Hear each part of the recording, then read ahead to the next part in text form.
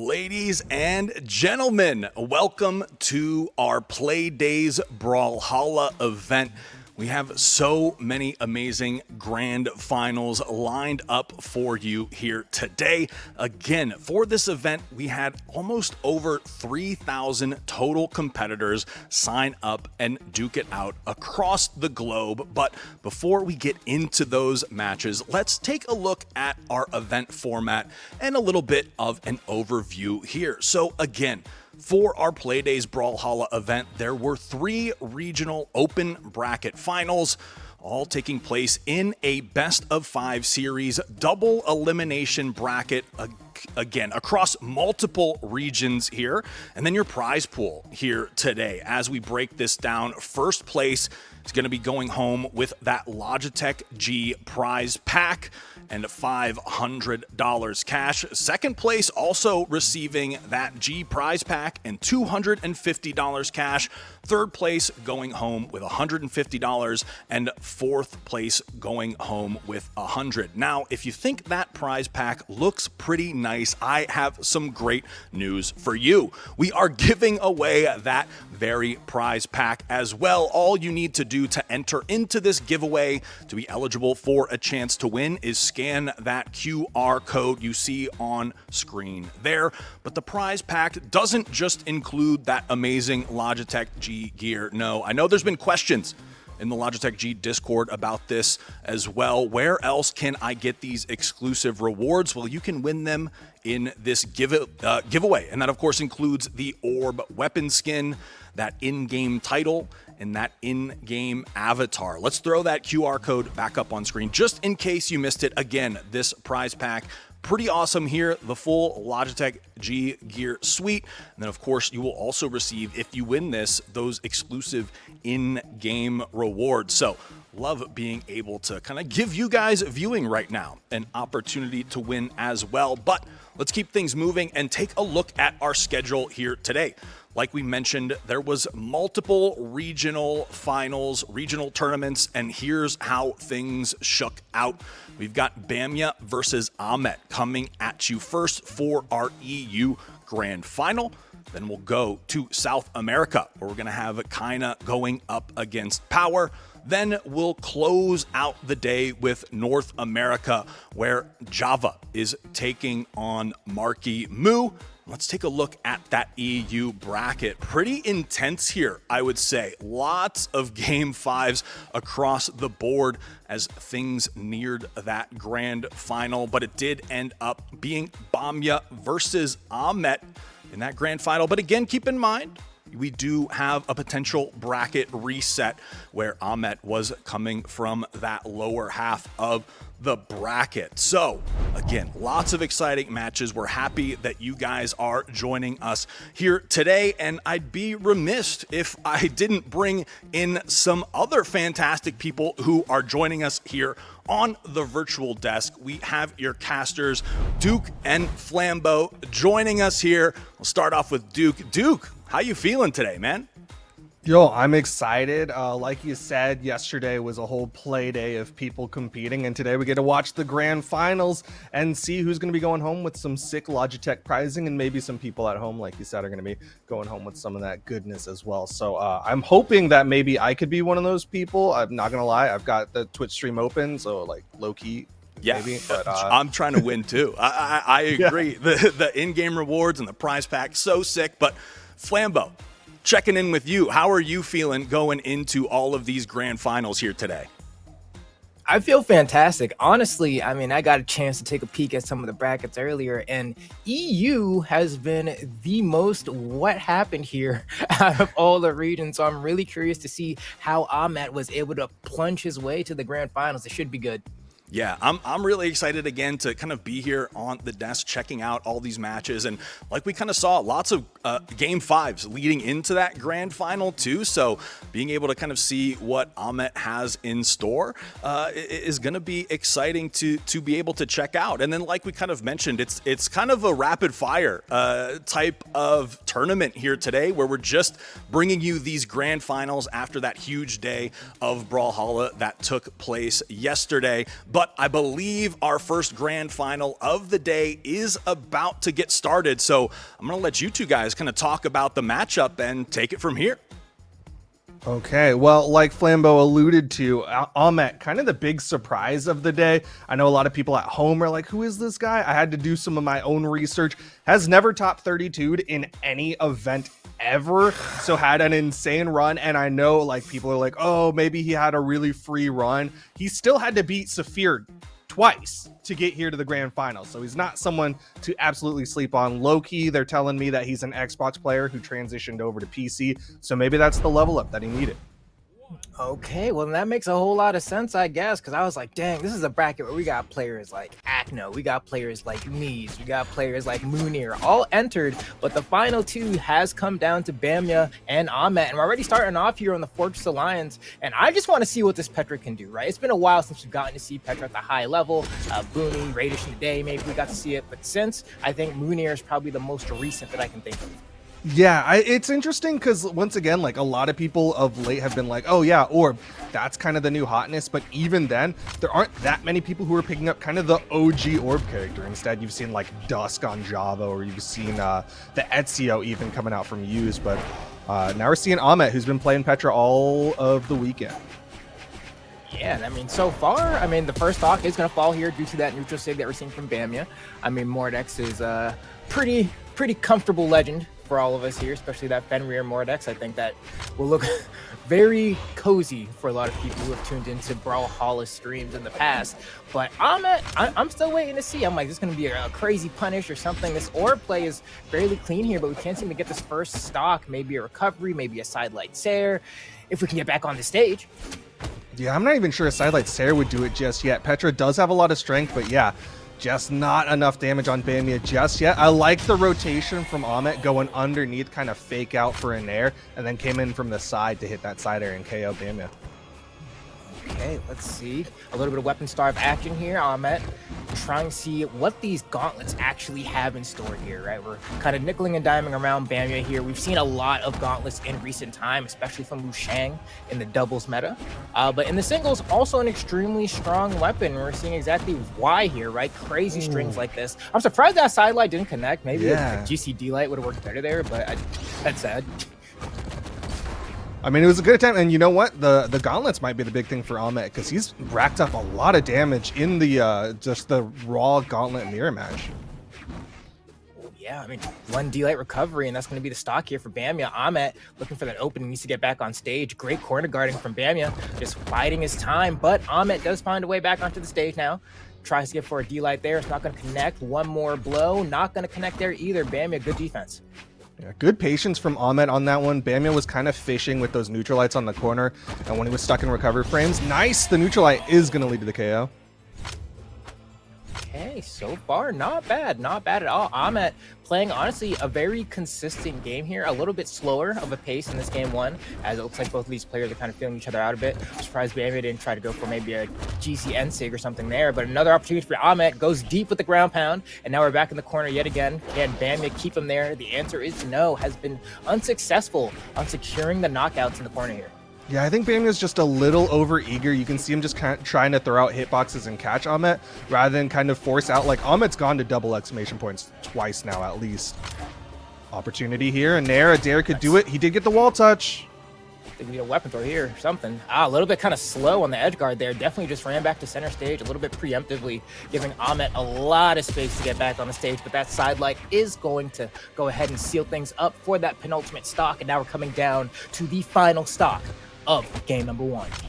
All right, Ahmet with the orb. Had an okay start with the orb, but we'll see how well it does here in this final stock as Bamya just fishing around, staying underneath Ahmet and catching his landings. Ooh, that's a burn dodge. Okay, good up toss. Nice. I like the aggression here. We've seen a lot of waiting from Ahmet in the corner. I love that Bamya is just like, you know what? I'm just going to go off stage and punch you. Definitely gets the job done there. I mean, a lot of starving here. That down sig's going to whiff, and finally, Ahmet has a chance to get a weapon, but it might be too late already in the red. The ground pound's going to connect, and Bamya is going to secure game one. Yeah, I think you were right on the money. Bamya realizing, like, Ahmet, he's willing to sit out for a while, so just going out there, challenging him, making sure that Ahmet can't just relax when he's on the wall. Really good decision making from Bamia, and that got him game 1.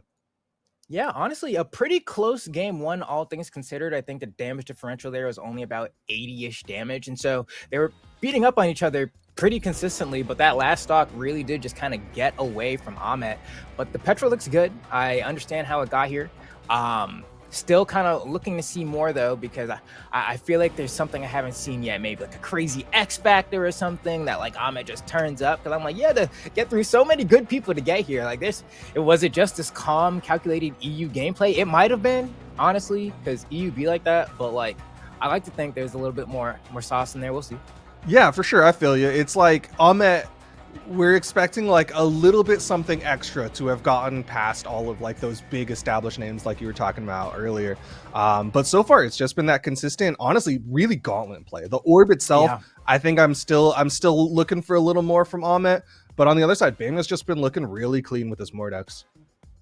Looks like we're loading up into the second game here as well. It's like this time we're gonna have a change of scenery. We're going to Small World's End here as we have the snake eating its tail in the background. But this one, I think, should be a pretty good place, I think, for Ahmet to actually try and do this game number 2. I mean, Petra, strong KO potential. And I always say pretty much every time we go to a flat stage, whether it's this one or it's Demon Island, that there's just so much about the game that gets simplified by not having platforms that I think for a player like Ahmet, it should end up helping out, I think, especially for how streamlined some of those gauntlet punishes can be. Yeah, I mean, it makes it a little harder on the return to stage, but you know what? That's a double-edged sword, right? Same, it's harder for Bamia to get back on the stage as well. But right now, Ahmet's struggling a little bit, just getting these like one taps in on the Bamia. Okay. Let's see, a little weapon throw there as well. Beautiful neutral sig coming up from Bamia there, calling out the defensive movement of Ahmet. And once again, just kind of diving right into the lead here. We'll see how long it takes, right? I'm kind of looking for these counter punches from Ahmet because the last time it looked kind of slow, right? I mean, even here we see a nice nair coming out from Ahmet. It baits out a dodge, but then no follow-up. And those follow-ups in those exact scenarios are kind of what I'm looking for. Right now, Ahmet again stuck on that wall, and then Bamia, he's willing to challenge, and it's working out for him. Ahmet comes back. Nice wake up there. He's looking like, so come on, give me a recovery. Give me something. Maybe a side stick even on the ground here might be able to break the mold here. Ooh. Great reaction from Bamia on the dodge in. And Ahmet yet again. Easy. Yeah, that was threw that stock away, but that's okay. Yeah, that right there was Ahmet being like, okay, how do I want to finish this stock off? I'm just going to follow you for a moment. Well, hopefully he doesn't regret it, though. Takes a bit of punishment there, but nothing too wild as Ahmet gets the dodge here. Extended punish. Nice. This is what I'm talking about. Oh, is it enough? Bamia didn't get the wall touch. Put that in there. Oh, okay. Okay. Good movement from Ahmet, staying underneath the stage just in case, so Bamia couldn't get that extra hit. That gauntlet string was huge. Yeah, no, that was fantastic. That's exactly what I was looking for. Like, what's the counter punch gonna look like? When are you gonna cook a little bit? And that was the exact string that we needed. Getting like, oh man, wow, beautiful side stick coming out there from Bamia just to go ahead and secure that knockout.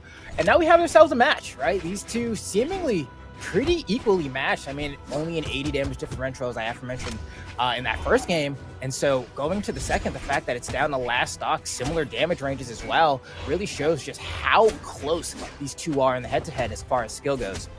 Yeah, for sure. Bamia, though, doing a really good job denying weapons. Looks like he wants to lean a little bit more into this scythe. Misses the down air, and Ahmet has the stage advantage, but really gives it up there. You saw that dash back Psylite trying to catch Bamia coming in. Yoink there, the back step from Bamia as well. He's looking for dodges in. Ahmet not quite giving it. Just dashes out of disadvantage 2 times there. I'm sure Bamia's going to be looking out for that now as well. We saw those down sticks earlier in the first game. Might see it come out if the situation provides. Good decision making from Ahmet, not letting Bamia get back onto the stage after that dodge was burned, but wasn't able to keep that pressure going. Good dodge up. Oh, and the ground pound. Ahmet's on the board. Okay. A little bit of a sneaky turnaround there. I was getting a little bit worried for Ahmet just because there had been a couple times in that second game and maybe even in the first game where I was just like, you're going to end sig right now. And it was like, yep. You can only, sometimes you can just kind of feel that like odor that Petra mains exhibit when they want to go ahead and go for that end sig. It's like, you know, a hormonal change, and they're like excreting different like scents and stuff. It's like, oh man, you gotta kind of tone that down a little bit, but it was okay. I mean, they never really got extremely punished for it. So, I mean, Ahmet securing that game. And at this point, I mean, you said this was what, an Xbox Warrior potentially, just kind of making the rounds here? Yeah, that's what I'm being told, is that it's a former Xbox player. Ooh, this is what I wanted from Bamya. Okay, so Bamya is making the swap over to the Mirage. And the reason I'm excited for this specifically is because out of everybody that I've looked at on the bracket, Bamya has the widest character pool. He's played a Fate, he's played the Mordex. I even saw a Core on his character pool. So he has a pretty wide spread of characters. And this is kind of what I was expecting from Bamya. Is like, you know what? Mordex didn't work that well. Let's see what else we can do. Yeah, opting to swap out the pair of gauntlets and instead grabbing yourself that spear, which we see picked up by Bamya right now as well. Oh, beautiful response. And the starving is brutal. Already halfway through that first stock of Ahmet, and kind of a blessed weapon spawn there, honestly, to give Ahmet a chance there. But Bamya looking for the KOing blow with that neutral sig. Yeah, he's starting to swing early. I mean, Ahmet almost into the red. I don't think an N-Sig would quite do it just yet, but it put him a lot closer to KO. Okay, where's the dodge? Caught it, but was not able to keep it going.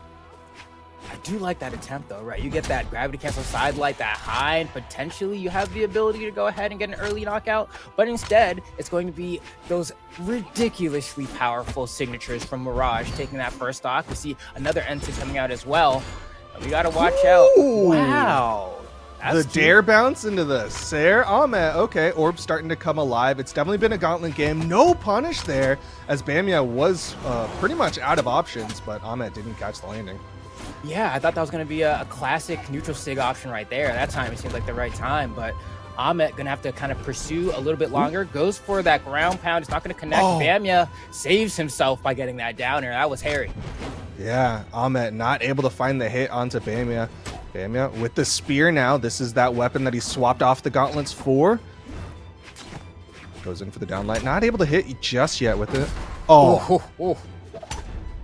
Jeez. All right, Bamya already knowing exactly what he's looking for. I mean, down sigs on both weapons have been extremely potent in either securing the knockout or setting up for the knockout. This Mirage looks extremely powerful.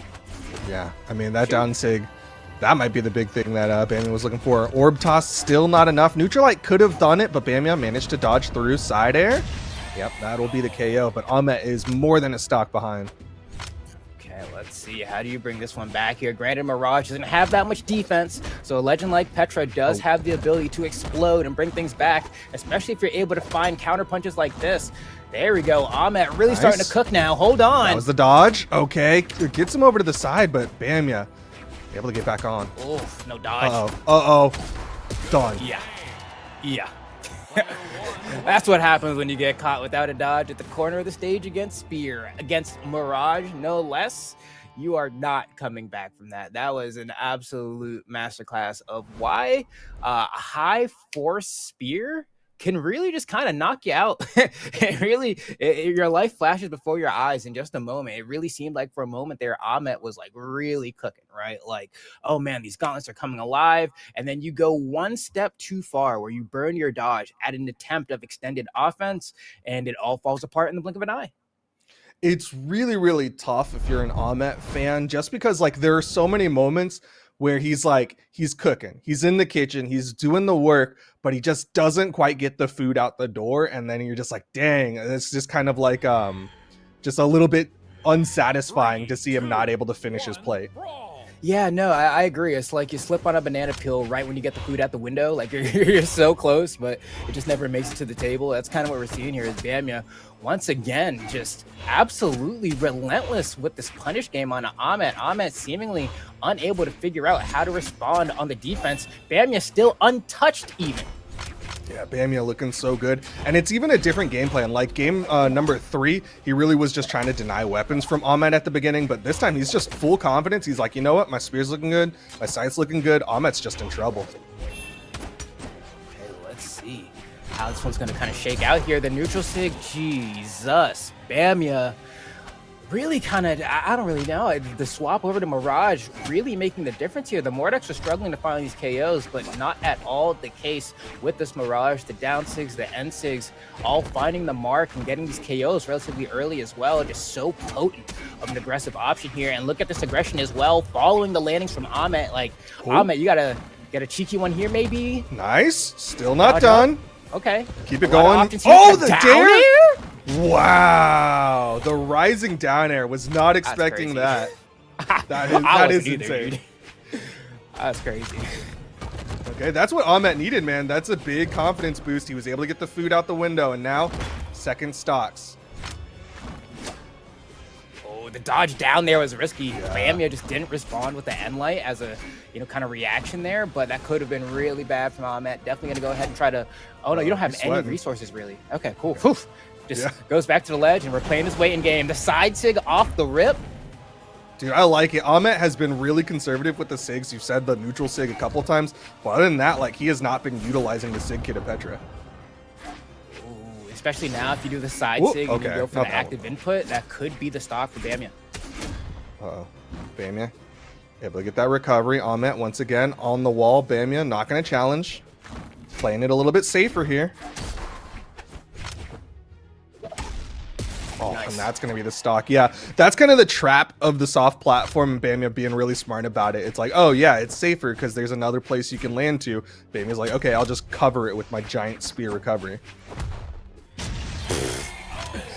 Sometimes, I mean, it works at all skill levels, man. You gold, diamond, Brawlhalla, everyone gets hit by that. You always got to keep it in the bag. But at this point, we are potentially near the end of our sequence here. It depends on whether or not Ahmet can be clutch. Bamia, sitting on the winner's side here, only needs one more stock to secure some Logitech G prizing and some bragging rights. But on the other side of that, we have Ahmet, the new kid, the up-and-comer, really just literally out of nowhere.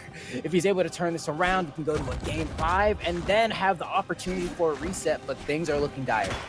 Yeah, I mean, Ahmet definitely on the back foot, but this one is far from over. Soft platform, able to help him dash away, but he is unarmed, and Bamia just going to hold this. Ooh, again, gets a little over eager there, throws out the signature. Ahmet gets back up, but not the weapon he wants. Good dodge down. Oh my gosh, the defense from Ahmet is ridiculous, but it might be a little too late. You need to get a crazy burst option here. One D-Light will be the game here, and Ahmet knows it. Guess the N-Light just barely kind of sucks in Bamia there. And they're getting tired. The side SIG from Bamia is going to go ahead and secure the victory. The dub is locked in for Playdays in Europe. It's going to be Bamia taking the gold. Bamia is going to be the champion for the Logitech Playdays. Like you said, he's the winner for Europe, and he had an incredible run. We talked about how Ahmet kind of came out of nowhere for today, but also Bamia, like, definitely not a slouch. He had to beat Knees 3-0 to get here, and then of course he just double tapped Ahmet once yesterday and then another today. So amazing run overall for both players for sure. Yeah, no, I mean, I'm still like a little heartbroken because I don't think we've ever quite had, unless I'm misremembering in Brawlhalla history, just like some dude show up and then like win the entire tournament. It's like they're cursed to always get second every time. I don't know what it is. It's like the first breakout never seems to lead quite to the gold here, but amazing, phenomenal performance that we saw there from Ahmet. So happy to have a new kid on the block. Maybe we see him in more tournaments in the future. Yeah, for sure. I'm really eager to see how Ahmet does throughout the rest of the year. But for now, let's hear what Frank has to say about that set. Yeah, I think, similar to what you guys were saying, you always love the new kid on the block, right? Something to shake things up a little bit. And, the food analogy, I think, was really on point. Like, everything was ready to go. It was very close, but couldn't get that out the door. I think even that game 1, Ahmet came out looking really strong, but then I think it was like an experience diff, right? Like, it started to get a little shaky there, and clearly just didn't have maybe the reps in to kind of know how to shake that off in time to move on and force that game 5. You saw some of those scenarios where yeah, it's like, oh, he's on point. And then, yeah, just couldn't get it to cross that finish line. But definitely an exciting grand final out of EU. We haven't seen a bracket reset here yet, but maybe with our upcoming South America grand final, we'll be able to see that on the way. But once again, congratulations to everyone who kind of competed in the EU region. I know each region had about 1,000 players. So for these two to make it all the way to that grand final, amazing stuff. And of course, congratulations to Bamya for taking the dub. But with that said, we're going to throw it to a brief commercial break, and then we'll be back with our next grand final. So don't go anywhere.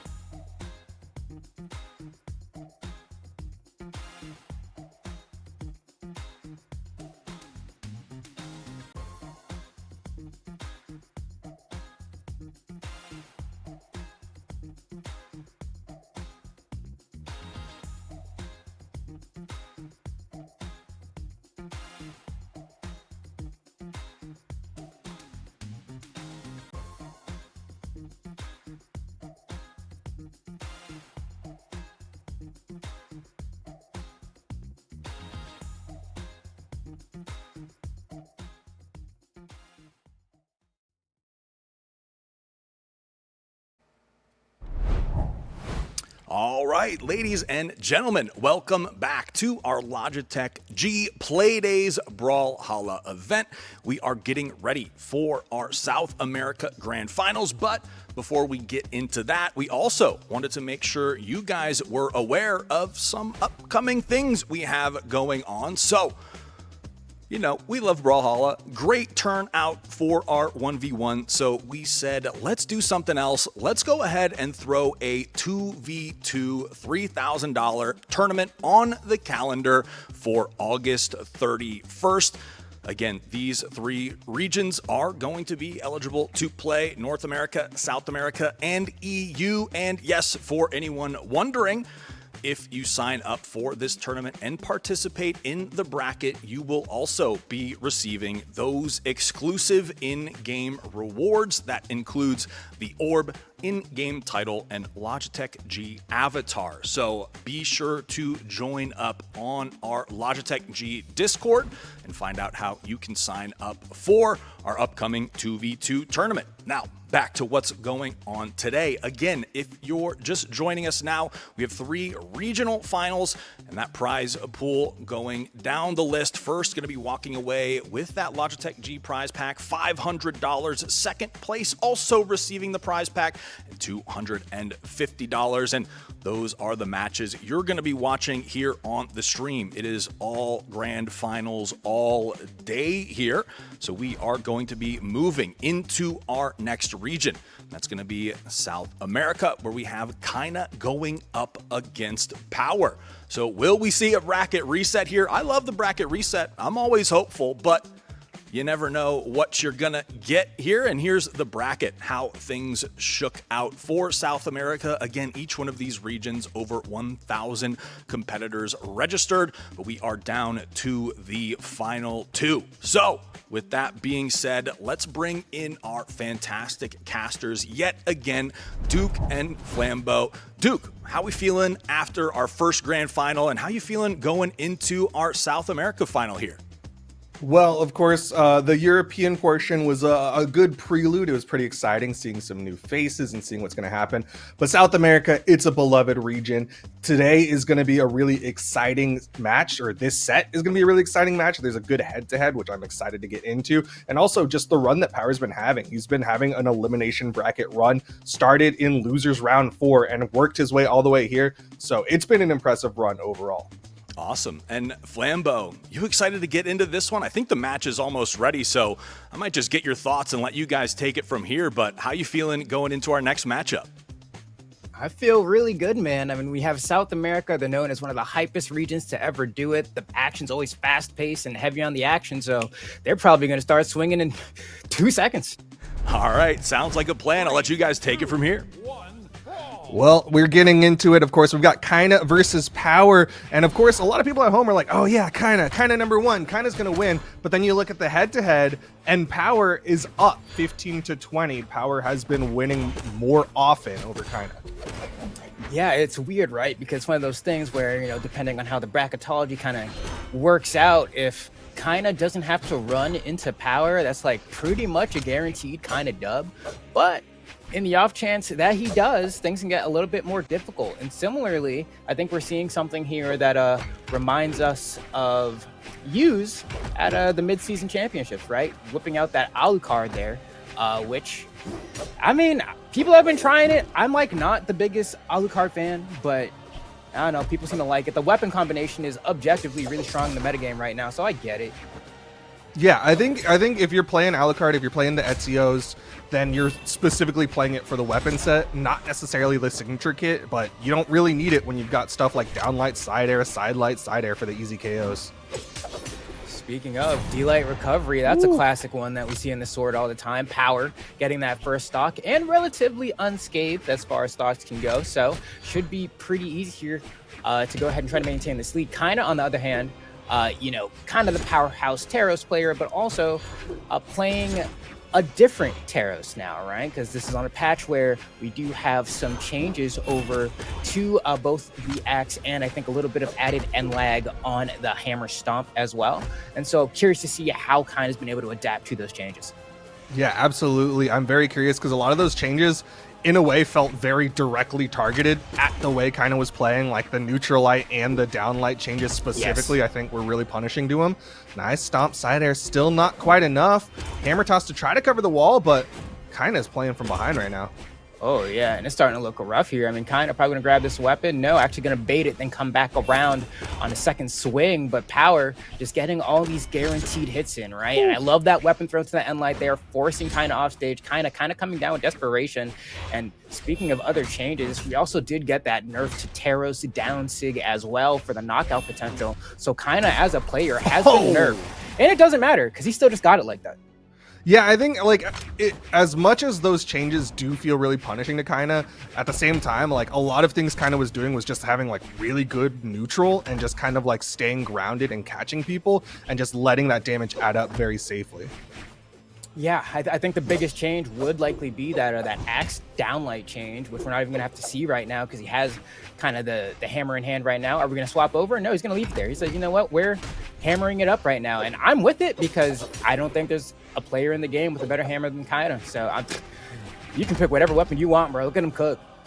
Yeah, I mean, it definitely works. It's not the same hammer that we're used to seeing, and Power, once again, gonna get to pick up downlight recovery. Kaina, where's the weapon spawn? Once again, getting denied by Power. Right, back on the axe here. It's going to be sidelight nair. Go ahead and rack up some damage. Now we have Power in the KO range, and we see that end light. I actually love the use of recovery there to kind of go high and see if you can cover everything from above, but Power's just going to swing his way back onto the stage. That's fine, though, for Kaina here. Kaina has very historically been able to just get stocks with Axe Endlight, so I won't be surprised if we kind of see another Endlight in the corner, take the stock, just like that. Yeah, like, unless you completely gut Axe Endlight, that's still going to work. Like, it would have to do 5 damage and have no force. Yeah, exactly.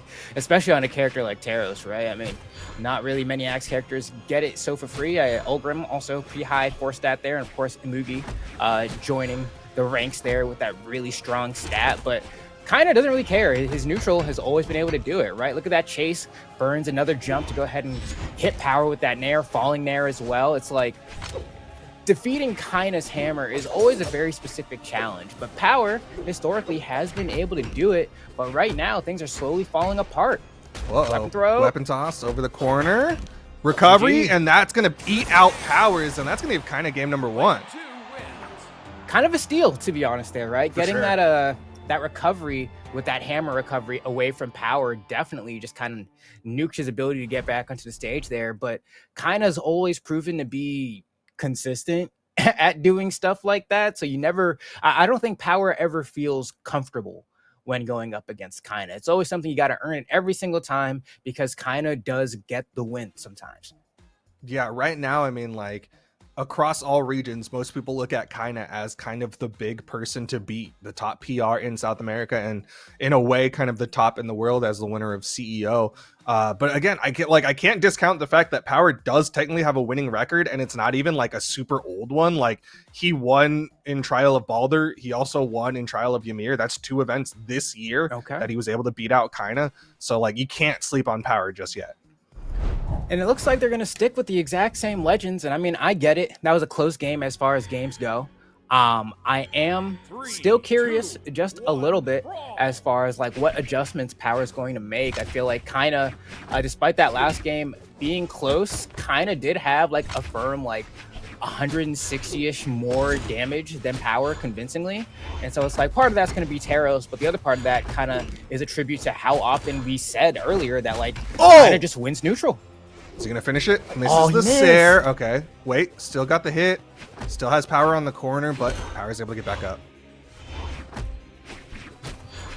Oh, he's looking to stomp the yard, baby. Nick Cannon. That might be the stock here. One more. The weapon throw is going to seal it. Maybe has to dodge in. Should be a deal like ground pound. No, goes for the raw ground pound there. Doesn't line it up quite right, and this gives Power an opportunity to get back. But these end lights, once again, are going to be a problem. Look at the aggression.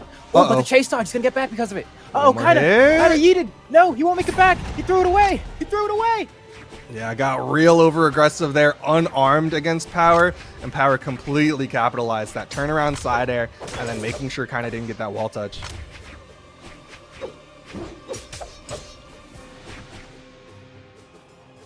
Kind of biding his time here. Power using that sword. Extremely strong neutral weapon, but Kina's hammer proving to be such an issue, using those weapon throws to kind of break the mold yet again. Oh, that weapon throw could not have been on purpose.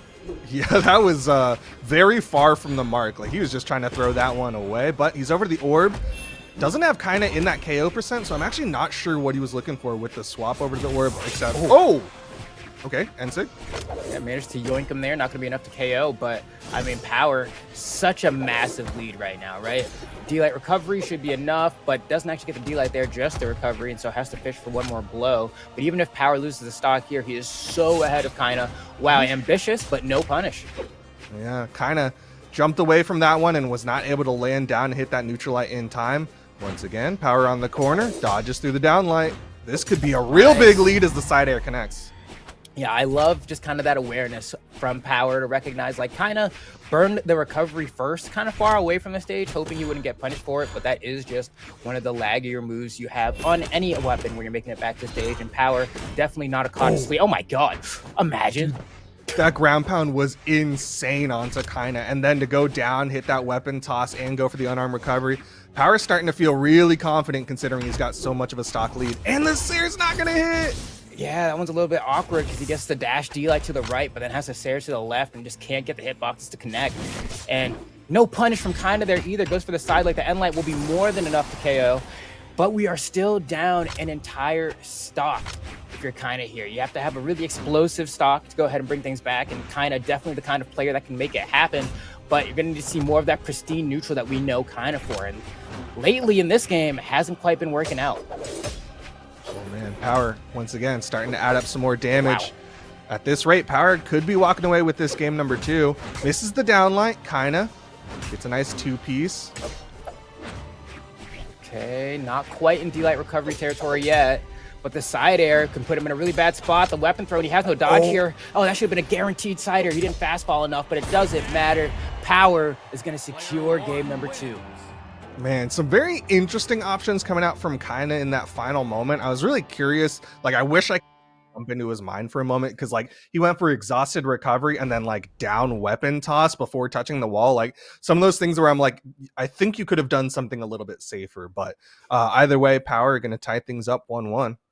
Yeah, no, interesting game too, right? And it's kind of like, this is probably just the story of Kina versus Power, right? Like they have this back and forth head to head that's slightly in the favor of Power, but then when you see Kina playing at his best, you're like, no one can touch this guy. He's undoubtedly the best in the world. But then you see someone like Power come through and kind of dismantle him like that.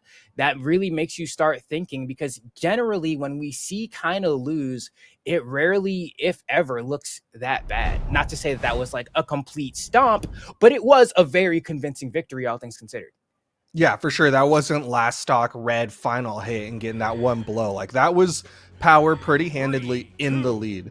And I think a lot of that is like, yeah, Kina's got really strong neutral, but Power's doing a really good job of kind of forcing out options from Kina, staying at that like half jump height and then going in with like a gravity cancel downlight or a gravity cancel sidelight to scoop a little bit low.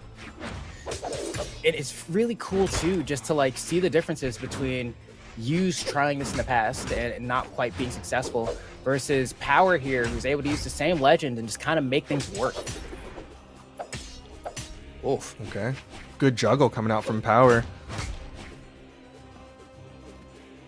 Patience. Wow, he just walks right into that side air. I didn't think it was going to connect. There was so much time to react there. I thought maybe we'd see a dodge, but instead, kind of, I guess, a little bit further in his brain. Okay, now Power over to the orb, really trying to put out that ranged hitbox with those downers and kind of starting to find that positioning. Ooh. Oh, he doesn't chase far enough with that end light. That could have been the stock, but kind of looking for the finishing blow here. We haven't seen any down sigs come out from kind of either. He looks a little bit more scared to throw those out. Really sigs in general, now that I think about it. I don't know if we've seen one outside of the, maybe, I think we've seen maybe 2 hammer end sigs. Yeah, that hammer end sig, yeah. Okay, just a raw nair is going to do it for Kina, but you're not wrong. He's definitely like woed back on those down signatures. That was one of the things that he used to do once it was a little bit easier to KO with, but it still KOs when your opponent's that red. Yeah, like it's still Taros, you know? Like some things don't change, but that was a good weapon throw. Is going to force the recovery, has a dodge, delayed dodge up, works out for Kina there to get back onto the stage. And this should be a pretty That's a big burn punish. dodge. I love that. Down air into fastball cider. What a strong option. Really maximize your damage. But just like that, Power finds a weapon spawn, immediately dashes in with that downlight and says, let's hit the recovery button to go ahead and secure that knockout. Yep, cleaning things up here for Power. Also denying weapons from Kind of trying to go in unarmed a little bit there, but it was just to put the hit stun out for the weapon pickup.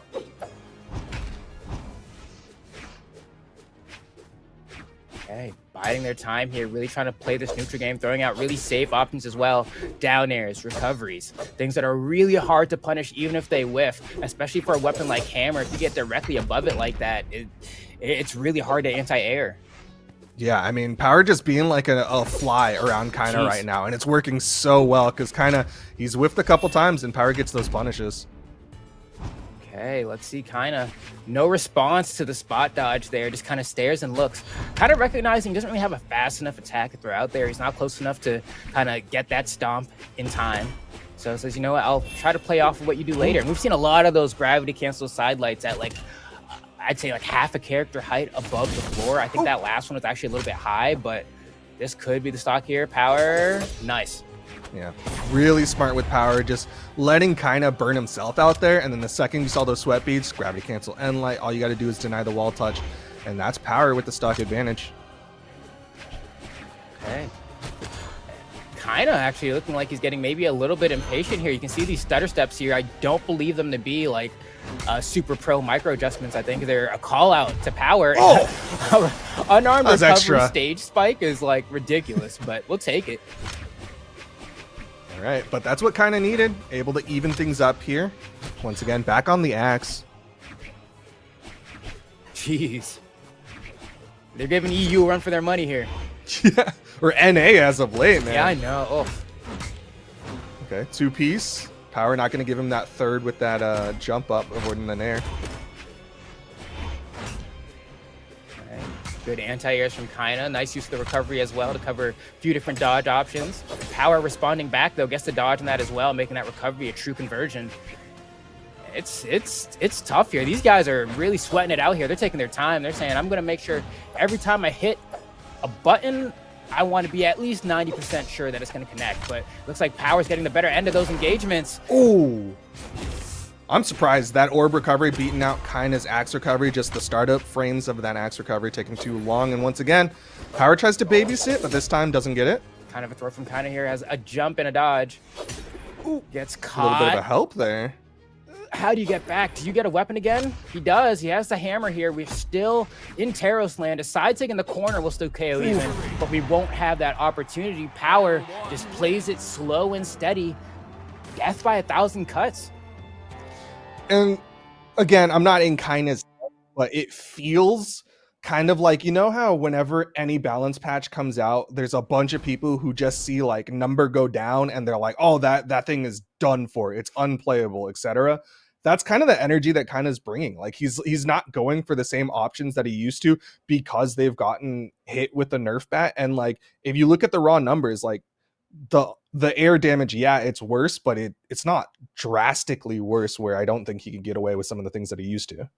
Yeah, no, especially, I mean, as far as Brawlhalla patch changes generally go, right?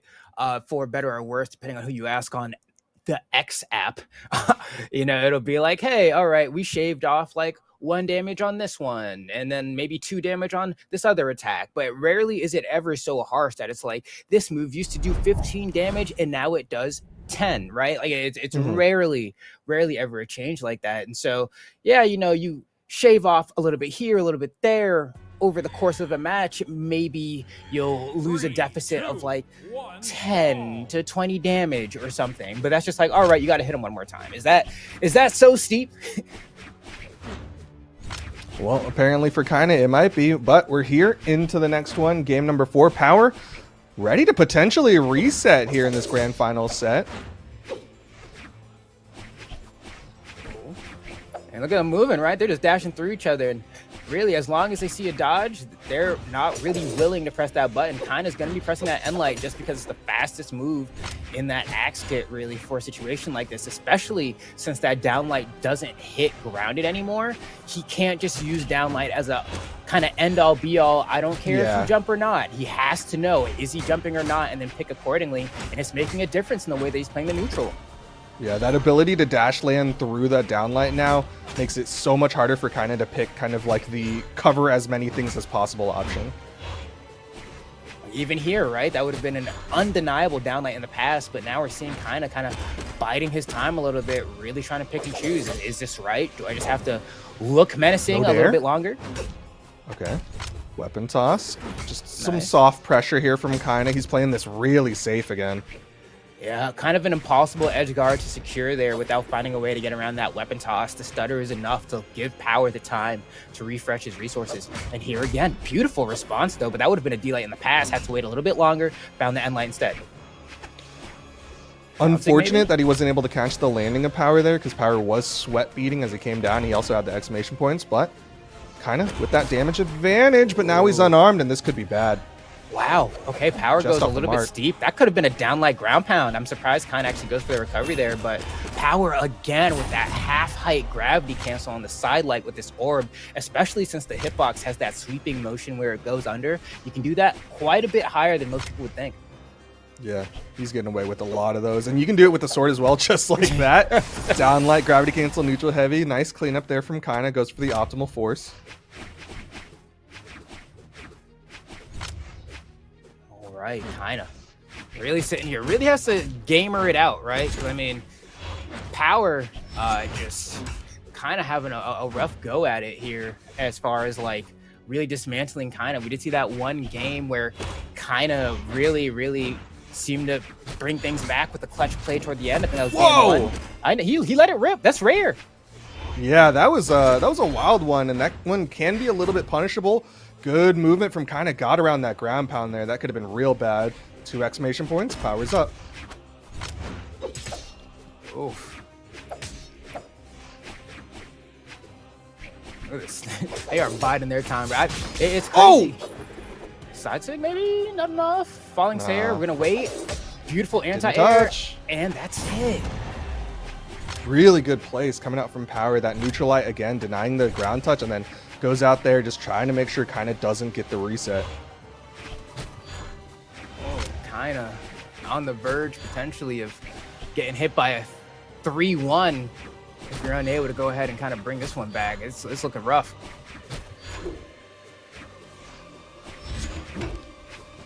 Okay, side light. Nice. Great spacing here with this hammer. Maybe leading into this hammer is exactly what Kaina needs. Another stomp. We have to get this edge guard here. Wait for the dodge. And he gets the scoop. Perfect execution from Kaina without taking a hit as well. We have a tie battle. That was an interesting option going in with that kind of reverse scoop. I wasn't confident that it would KO because like it did also get hit like a while back, but still kind of had enough damage there. And now we're going to the final stocks. Good spacing. Oh,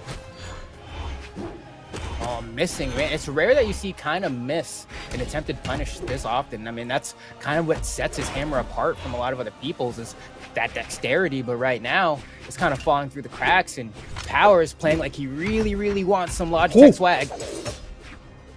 Yo, but Kaina not going to give it away for free. Definitely putting in some work as well. Off the mark, just barely. Oh, doesn't get the true follow-up. Went for a little trickiness with the gravity cancel downlight. Kaina gets back. Good dodge up. Yep. Still unarmed though, and the side air gives Power a reset. Okay. Oof. Kind of got to think, man. We got to bring Kaina back to the drawing board. We got to reassess what is the strategy here. You know, like things are not looking good for my man's. Absolutely trying his hardest, was able to get a game. So at least, you know, he ain't like completely getting mopped up, but it's just not, it's not working. It's not working. And I don't know what it is. I honestly don't feel like a legend swap is necessary, though Imugi is legal. And I think that like seeing a bit of that Turtle Axe might be pretty cool. I don't think it's going to happen though, but I don't think it's a Taros problem. I feel like Kaina's playing more scared than I'm used to. Yeah, this is it is really interesting. Like you said, I think we pointed out like kind of has been more reserved than we're used to seeing. But on the other side, Power, I think, has a lot of confidence. Like he's feeling really good. I talked about how he had that lower bracket run, but also he hasn't had to play Kinda across this weekend. Like Kinda did not know coming into today how Power was going to be playing this Alucard. Yeah, I mean, Alucard, of course, like it's nice to see the legend being played, especially Ezio. I mean, with a weapon combination like this, these are two extremely safe weapons, right? It's kind of like when you see someone pick Petra, right? You know, gauntlets, orbs, also pretty safe weapon combination. It just means that like you get to whiff, and honestly, being able to whiff in Brawlhalla is a privilege. And you can even see that like a lot of the way these guys play is just that they're not throwing out attacks, right? Because they understand just like how whiff punish heavy the game really can be at the top level. And oh my god, jumps right over that stomp. Like it's hard. And so when you have two weapons that are perfect for that exact kind of thing where you get to swing and miss and not get punished, it really makes the difference. Whereas Kinda has to work a little bit harder. You can whiff a little bit on the axe, but now it's been made a lot harder to do so based off of those changes, and we're kind of witnessing in real time the impact of some of those. Yeah, I mean, I think you're right on the mark because Power can whiff and kind of has been whiffing his whiff punish, and that gives Power a second opportunity to really get some damage in, but kind of doing a little bit better with his spacing, gets in, gets that neutralite. He's getting some good damage built up on the Power, but that'll disarm him. Ooh, gets caught, jumping to dodge, has the recovery as well. That's going to help. Ooh, wow. Oh, drops the recovery. Doesn't matter. Yeah. All right, Power looking so phenomenal right now. Honestly, it's weird. I don't get to watch Kinda get like taken apart like this often. You know, you can see the vulnerable spots, but especially in a situation where like I think Kinda is such a strong player, playing with the lead. And also, I mean, plays from behind well too, but I think plays just that much better with the lead. But going into someone like Power playing two extremely safe weapons, it means he has to pick and choose his options so perfectly, and he's just not getting that perfect accuracy he needs right now. Yeah, I mean, one of the things that terrorists used to bring to the board against this kind of playstyle was like, oh, I just put out a giant hitbox and it should cover most of the places you're going to be. But every time Kinda's thrown out the big hitboxes, he's been getting caught. He does manage to even up the stock count, and it looks like he wants to stick with the axe a little longer. Yeah, right? It's like, you know, double heavy weapons. The trade-off has always been, yeah, you know, this is going to be a little bit slower. But when I hit you, even if you hit me 3 times, I'm gonna hit you 1 time, and I'll kind of make up for the differential. Right now, we're not seeing that back and forth that we need to kind of make the pick worth it. Here, though, we got at least 2 different unanswered swings from Kinda, which are definitely making the difference. But Power finds that sidelights air, kind of brings things back, disarms Kinda as well. Kinda misses that punished unarmed. Gonna go ahead and try to find this weapon. The sidelight's gonna go ahead and kind of be a wall for Kinda, but Kinda does manage to pick up this axe. But look at this. The hesitation. Dude, Power, he's just using movement. Like, he hasn't thrown an attack, and the second he does, he manages to connect. Downlight side air. Power is just raw movement around Kinda right now. Let's see here, man. Kinda really struggling here. Stutter stepping 1 centimeter at a time, moving forward. Gets that stomp. Good amount of pressure here, but still behind. Tries to go for the end sig. It's not going to connect. And man, these gravity cancels are rough, right? And they're so perfect, especially against this hammer from Kinda, because if you gravity cancel at that height, you get to bait out the stomp and also get a perfect punish with either weapon. There we see it again. It's so hard for Kinda to deal with right now. Ooh, rushing off here, not enough hit stun. Looks like we did get a touch of the floor there from Power. Yeah. Got a lot of damage there. Kinda has the opportunity. Another big, okay, Scoop will do it. But I was gonna say, like, another big advantage of those half-height gravity cancels that Power's doing is, like, Kinda doesn't know if he should punish grounded or aerial. Like, he's gone for Sair punishes, and Power just goes below it. He's gone for grounded punishes, and Power just jumps above it. Like, it's a 50-50 just to punish. Oh, man. Another nice catch as well. One more side or a downer, even misses it. Doesn't line it up quite proper. Gives Kinda a chance. But Kinda, I mean, you need more than just a chance, right? I mean, with how Power's approaching this, right? He needs 1 downlight effectively to win. Meanwhile, Kaina has to keep hitting him and keep hitting him and keep hitting him without giving him a chance. And right there, that was a side light punish. He got an end light instead. Big opportunity missed. Oh, that's ripped. Throws up the end sig. Okay, that was a hope and a prayer end sig, and Power goes to a different church. Got him with the downlight recovery, and dude, Power is handling our top dog.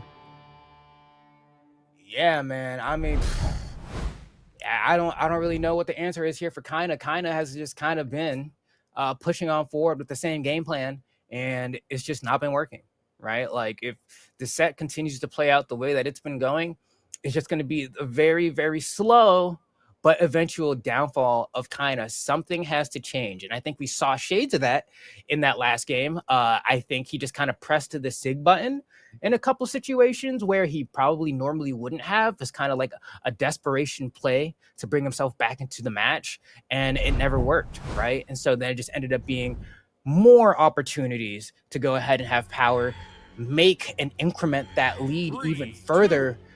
I'm worried for our boy. Yeah, a little bit nervous here.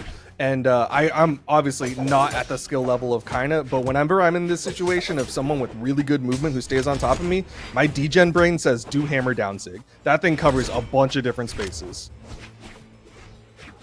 Yeah, and we never really see that one coming out from Kaina, but it's honestly, I think it's one of Teros' best SIGs. Granted, it is one of the laggier ones, and that's probably... Oh no! That's got so much force in the air, and Power's gonna get the KO! Right down the garbage disposal. Turned it on and everything. Oh, Kaina needs help. Yeah, that's it. He just needs help. Ayuda, my boy is, in a pickle. And the funny thing is, like, I don't think anyone in South America is like, yeah, let me whisper Kaina some tech to go up against Power, because I mean, Kaina's been so prevalent in the scene that I think almost everyone's like excited that he might actually take a hit here. Ensig, easy punish, not enough to KO just yet. Weapon toss, doesn't need it. All right, cool. So at the very least, that was kind of what we saw happen in the last game, but the SIG just didn't connect, right? This time around, Kaina's able to get the read and gets a pretty early stock because of it, thank the Lord, as far as like trying to stay relevant in this grand finals. But wow, and it's one thing, I think, to be trying your absolute hardest, but then another to remember that in the last patch, and I don't understand, I don't think Sword needed it, but it did get a little bit of a hitbox adjustment, and I don't think it needed it, bro. I think Sword was perfectly fine, but now it has just a tidbit more of a verticalness on that hitbox, and you can see Power is having a field day with that. He's not even thinking about how he's spacing these gravity cancel D-lights. He's just like, I'm gonna do it. Stop side air, okay. Getting some good hits. Still a little nervous on how he wants to throw out those stomps, but dodges in to get that neutral air. Look at that. They're looking at each other, just giving each other compliments. Oh, you handsome devil. Oh, you naughty dog. They don't even got. I mean, dude, it's Alucard. He's a very handsome guy. I mean, true. Stop side air. His hair, I don't know if that's a silk press or what, but you got perfect texture. Looking like Cat Williams over there. You gotta ask for the hair routine on that one. Come on now. Power's still with that damage advantage, kind of just not able to hit that side air or side light. Okay, nice punish. Kind of gets the stomp follow up. But things are falling apart here. Kind of one D-light away. Power does it a little bit early, but doesn't really matter. You go for N-light here, you'll force him off stage. Go for D-light, you win the game. Oh, again, kind of not able to punish these whiff downlights from Power. And that's the game. Right side air, yep. Power up 2-0. After the reset, he's one game away from being the champion for South America. Yeah, and I feel like I kind of lied to the people, you know?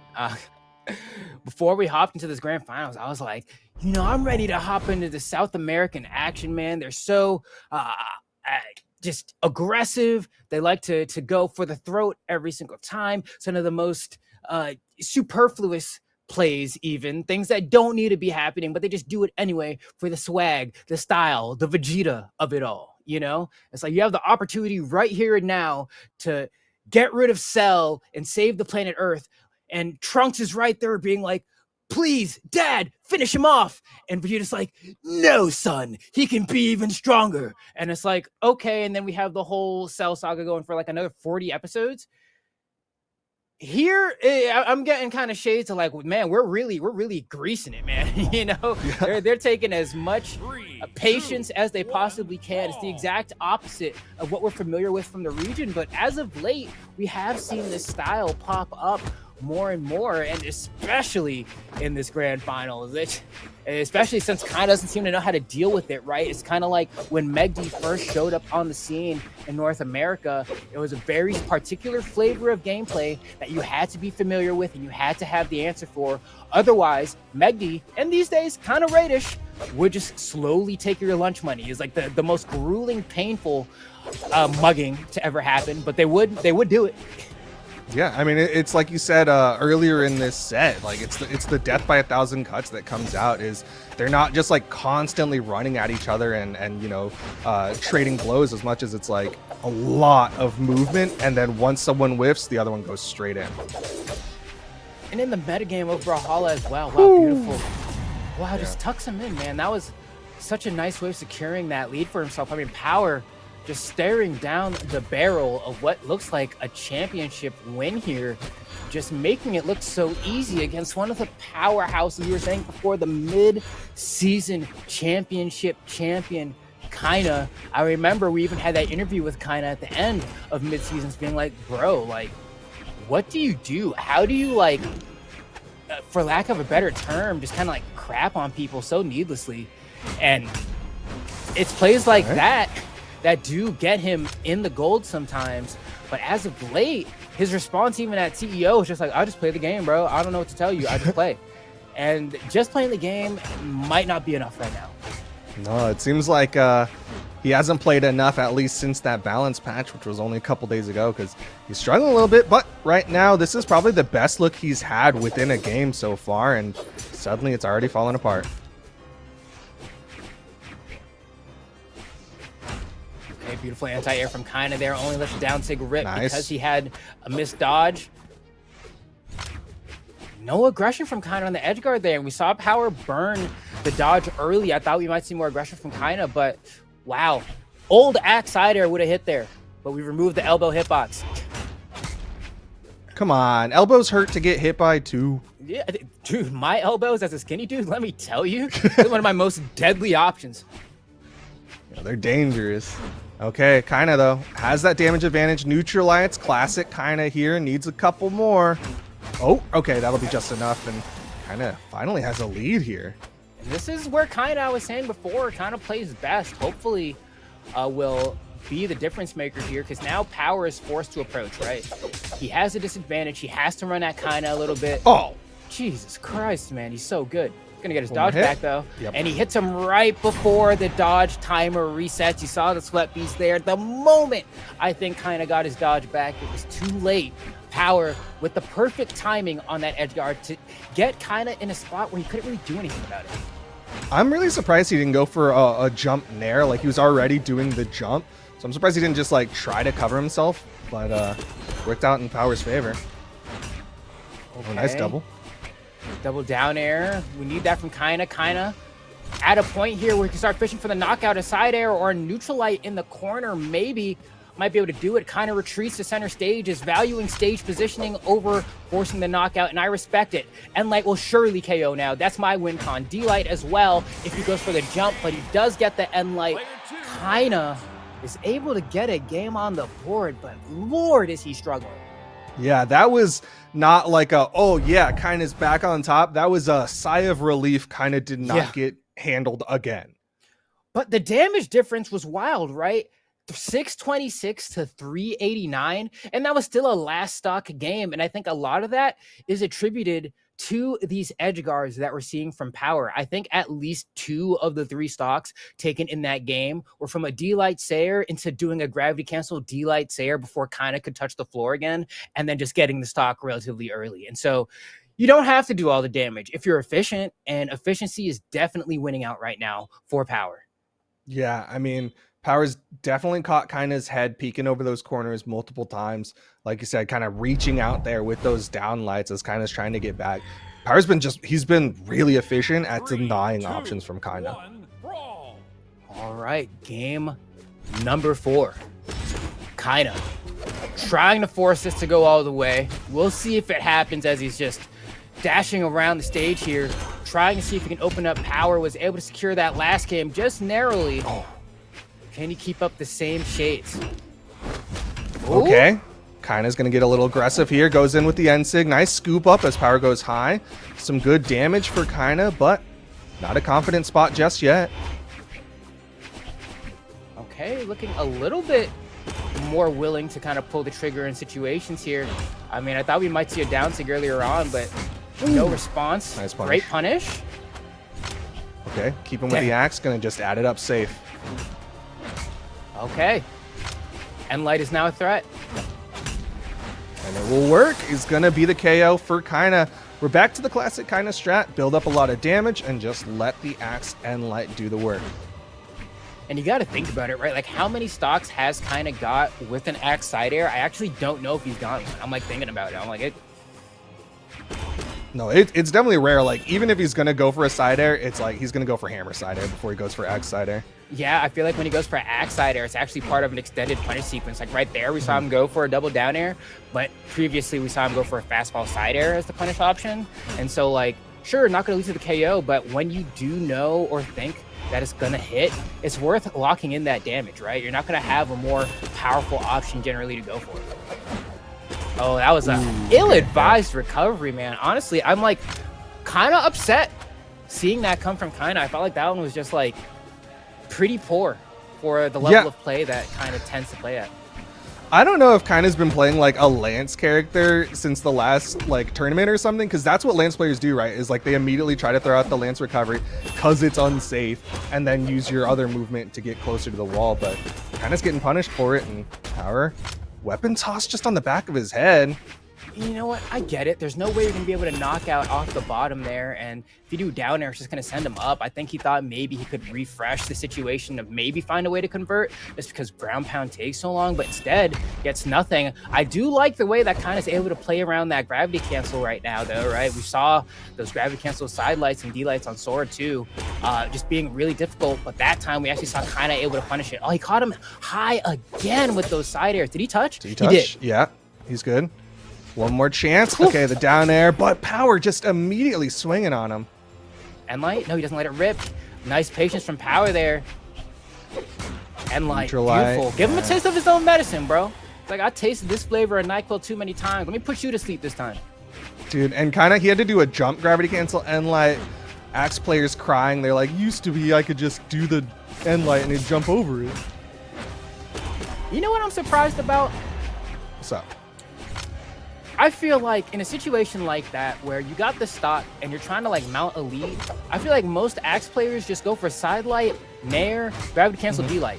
Like they just do it. You know, whether or not they think it's gonna hit, it's like the move is fast. No one's gonna really reaction dodge on that. They just have to like read it. And if I'm trying to add on extra damage, if I'm I'm just letting it rip because I need everything I can get. But despite that, kind of close here. I mean, if Power's able to win right here, that's going to be it for the Playdays in South America. I'm going to go ahead and secure that championship belt for himself. But Kaina, if he's able to win this, we go to another game. Game 5 potential or champion potential. Kaina, again, getting some down airs. Nice downlight there. Not quite in neutral light to KO territory as Power swaps over to the sword. Okay. And Kaina knows the game plan. I don't think he's going to side air here. He has to get back on the stage. Oh! That hit? Player 2 wins. He needed that. You know what? He deserved that.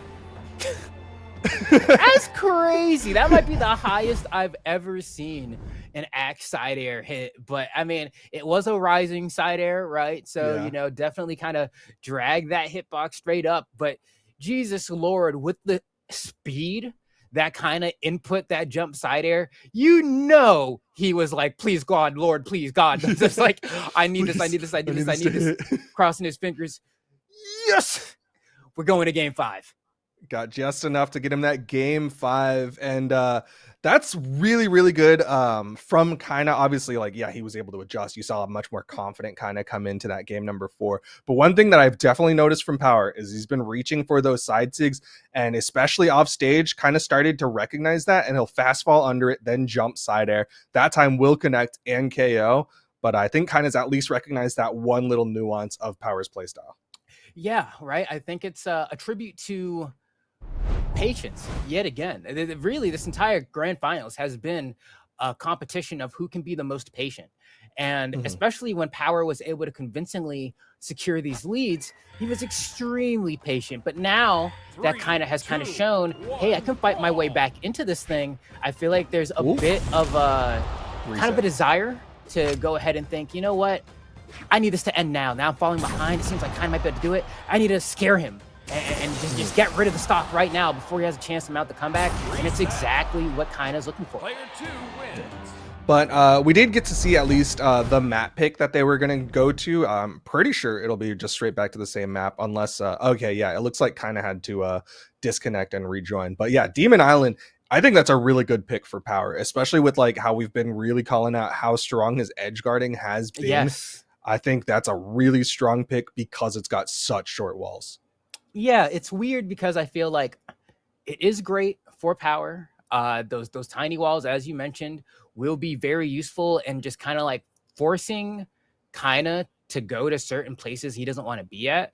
But in the same vein, like Kaina is also a monster off stage. We haven't seen too much of it though, admittedly, in this set and even the previous set, just because he's kind of opted to just run away to center stage a lot. But I think with having smaller walls, he will actually be incentivized, I think, to do a little bit more offstage play, because then it's like, all right, if I go for a hammer recovery and I snag you, you're just not coming back now. The difference is that night and day, whereas before it's like, all right, I'm going to have to hit you and then I'm going to have to play off of this interaction, whereas here it might just lead to the KO outright.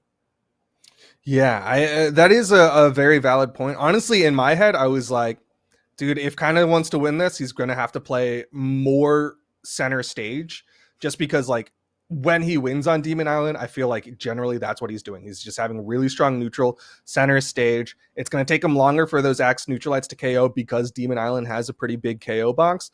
But at the same time, like that's Kaina's wheelhouse. But you're definitely not wrong to say that like kind of with the hammer can get a little aggressive off stage for sure against Power. Yeah, no, I'm fingers are crossed here that regardless of whatever happens here, different map, we have a pretty Fortress Alliance, man. I should have known. I should have known. Either way, they're like, no, we're gonna play the whole set on Fortress Alliance. Like what Demon Island was a mistake, kind of disconnected as he was going for bans. I'm with it. Because you know what? At the end of the day, I think, honestly, I don't know what I think. I mean, the walls are about like twice the size of Demon Island here.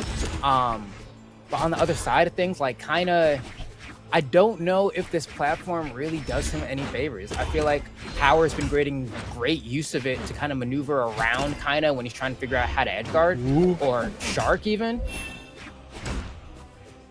Yeah, I feel like the platform, like at best, it gives kind of the confidence to go for these down lights, but man, he's just hit a bunch of those. Hold on. Kind of looks back in peak form all of a sudden. Did he successfully scare Power? Was that last game what he needed? Ooh, and I like the punch there as well.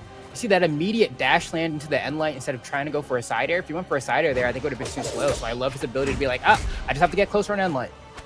What happened? Power looks lost. Gravity cancel. Got the neutral light. The down light's starting to add up. Catching Power. Like you said, this feels like a completely different set between the two of them. And the neutral light will KO. Kinda. Definitely in the driver's seat now. Really just said my neutral is better than yours, bro. Like that's really the way Kaina's playing the game. All of these stocks. End light. End light. End light. End light. And look at this damage racking up at the speed of sound, especially since we're in that strength stance. Taros as well, sitting at 9 strength. Every individual hit of this axe is just saying, I'm the Logitech champion. I'm the Playdays champion. It's me. I was just bringing you along for the ride, but it's me. I'm getting cooked now. One more side air. Ooh, if he got that, boy. That would have been massive for Kaina. And really, like, I feel like Power's movement has just kind of whittled down. You're not seeing nearly as much dash landing, nearly as much bunny hopping right next to Kaina. All right, that time manages to jump over, get that turnaround side air, but still not enough. I can't believe he hasn't gotten the first stock from Kaina yet. Kaina should have just ground pounded there. I don't know what happened there. That was a stock locked in the bag, but despite that, still ahead by an entire stock, so he's kind of chilling. That was okay. I like it actually. Dude, get a little bit further away from the wall, right? You get the height, but then you don't have the ability for your opponent to punish you as easily. Yeah, you have to have the confidence in your aerial movement speed. Like, that's not a thing that I think a Mugi can do. A Mugi would never, dude. No shot. How do you punish the landing? Just a neutral light, but it is just enough. And Power, down to his final stock here, is kind of going to close out with a 3 stock. And I just like, Wagwan Delilah. You know, like what happened? What happened? Kinda again, down there, Sarah, this time he waits, but he's just... No punish. This is literally a different dude. I don't understand. Yeah, this is a full-on level up. Okay. He ground pounding now? Yeah. Gear 5 Luffy? Like... Bring out all the goofy tech, yo. Get as anime as possible. Krillin on the side? Dude, that's how you power up. All right, stomp, side air. Kinda getting all the level ups that he needs. Bankai as well. Nice side air. Power getting eager there. That down sig, I don't even think that would have done much. Woo. Jeez. Kinda absolutely obliterating Power in game 5 in the reset is going to be your Playdays champion for South America. And what I can only describe as like the most confusing performance I've seen of all time. I don't get it. It felt like to me, and this is probably a really dumb example, is Sherlock Holmes in that movie where it's played by Robert Downey Jr. and he gets hit a bunch of times, and then like between game 4 and game 5, he's just like, okay, go for the ears, discombobulate, hit him in the ribs. Like he just saw the code between game 4 and game 5. You just said, hold on, give me a minute. I just have to like lock in for a second. We call it heads down time in the software engineering space, where it's like, you just need just a little bit to not interact with anyone but yourself and your own thoughts to really hit the zone. And then I guess you activated flow state. I don't know if he was keeping that one in the bag, or like if in between games when they went to Demon Island for that quick moment, he was actually just like going to YouTube and like really watching his highlights, you know, like, how did I used to do it? And then he was like, oh yeah, you know what? That's right. Yeah, I just need to lock in. Lock in is the answer. Just on a giant whiteboard in the middle of nowhere, it just says lock in. And he said, you know what? Tranquilo, I'm good. Yeah, really well played from Kaina. He is going to be the Logitech champion for the Playdays today for South America. But let's hear how Frank felt about that. Yeah, I think what an absolutely incredible series start to finish. Like, we got the bracket reset.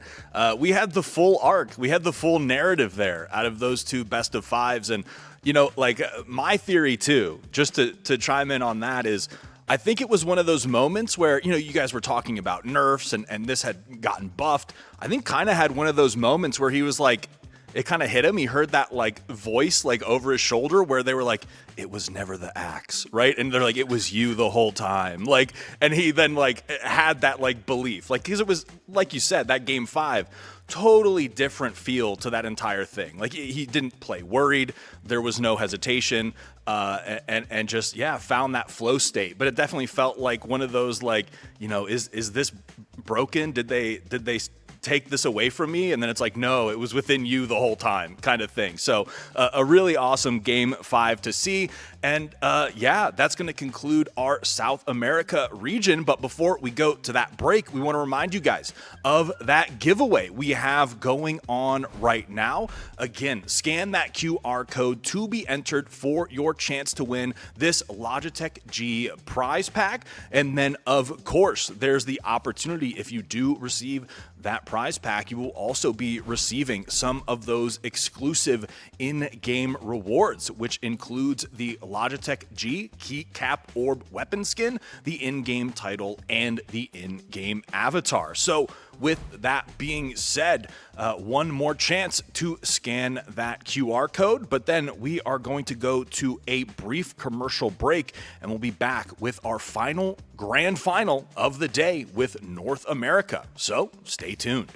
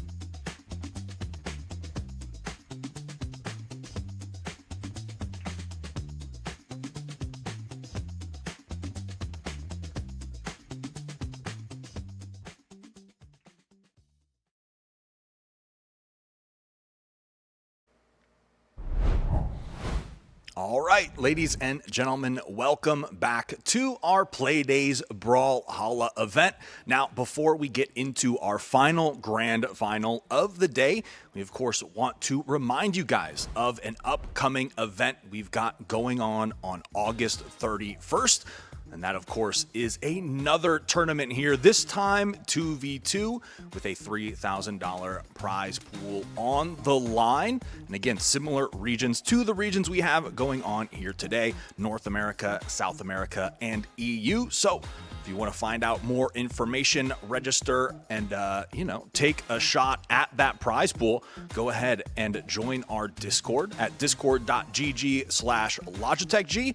And of course, those in-game rewards and prizes also available for this 2v2 tournament. So if you missed out on playing this one, you missed out in the giveaway, then here is another chance for you to claim those items.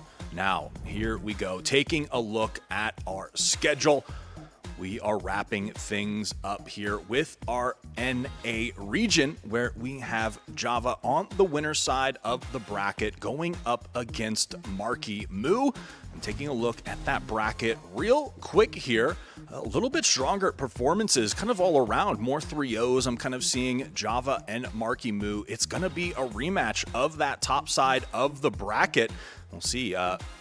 Marky Moo looks like he's sending some signals here. Java battling his way through, though. So going to be hopefully another exciting one. Going to be tough to beat that last series we had for South America. But, we'll see if NA can top it here today. But, of course, before we get into that matchup, want to touch base with our casters here, Duke and Flambeau. Duke, how we doing? How we recovering after that bracket reset with the Game 5 dub from Kaina? Just checking in. How are we doing?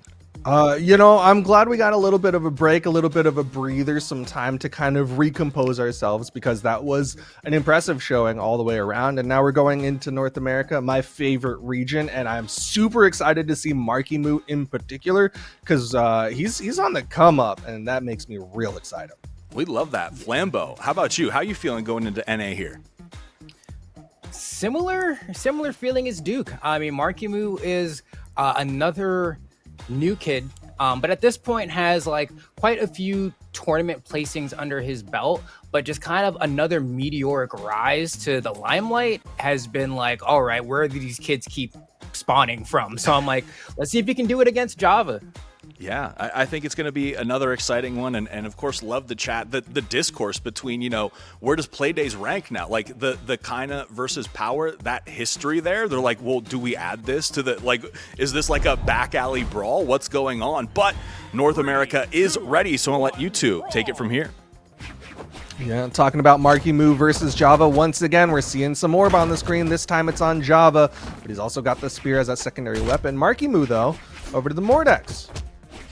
Yeah, this is going to be interesting because on the winner's side of the bracket, it looks like Java was able to pretty cleanly mop up Marky Moo, but he's one of those players that I'm like, yeah, he can get 3-0'd, but I can probably still get the reset. There's no doubt in my mind that could happen. But this Edgar from Java, he drops it at the last potential moment, right? You just ground pound there, or you do a down air into the stage even, just Java maybe messing up execution-wise. But I was going to say, his edge guarding was looking phenomenal. Yeah, he was doing a really good job tracking the movement of Marky Moo. Marky Moo tried to go to the outside at one point, and Java was still covering it. I mean, it still led to a lot of damage onto Marky Moo, Marky Moo playing from behind, but just a little unfortunate it doesn't go straight into a KO. Let's see, Java looking for these side lights here. Gets a side air instead. Weapon throws into force, and there's enough knockback off of that weapon throw to secure the knockout. I didn't think there would be, just based off how light of a shade of red I thought Marky Moo was in, but color me incorrect as Java pushing on forward here with relative ease. We've seen that same gravity cancel so many times in the South American region from Power, and then once again showing its face in Java. Yeah, it's such a good counter. Nice recovery though, coming out from Marky Moo. A little bit of a higher ceiling here on Miami Dome, but not high enough as Marky Moo cleans it up. And I like the call out there as well from Marky Moo. There's a little bit of a stagger there between the two of them deciding, is someone going to do something? And Marky Moo just immediately pulling the trigger on that gauntlet recovery, saying, I'm not going to sit here and just wait, all right? Like, I'm going to do something, and I'm going to see how you react to it, rather than trying to always play a bit more of a reactive and bait kind of way. Yeah, sometimes you got to force the option from the opponent, and Marky Moo doing a good job of that. All right, off stage, but not able to hit that side air and keep the pressure going. And man, just the use of these gauntlet recoveries. Oh, yo, great conversion. Double in the air. That's a stock, maybe? Yeah, close it out like that. And once again, right, the way you kind of, as PJ the Puff likes to say, the way you tap it in for some stocks like that is when someone uses their recovery, you have to get them on the end lag of their recovery, because otherwise, if you try to hit them when they're jumping, they can dodge, they can attack, but when you see that recovery, that is like the only option, or rather the only time that you know for certain that like you can hit them without fear of them just getting out the way. Yeah, catch them in those recovery frames. It's like that, and then once they go for the wall touch, because you can't dodge once you get your wall touch, or like your iframes disappear once you're in the wall. Okay, nice weapon toss. All right, trying to be a Scythe player for a moment there. Almost had something wild. I love the patience, Marky Moo. Ooh, man, it was a little high, that dodge, just not getting caught by the end light there. But Marky had the right idea. Just maybe had to wait a little bit. But either way, still looking incredibly strong here. We have a really close game one, and Miami Dome is like pretty rare for a starter, honestly, as far as sets go. But looking like Marky's pulling ahead here. D-Light recovery on the plat will KO. I don't know if it will from the ground. I don't think just yet, but there's just the raw recovery. Java is unarmed. Another one. Still needs more.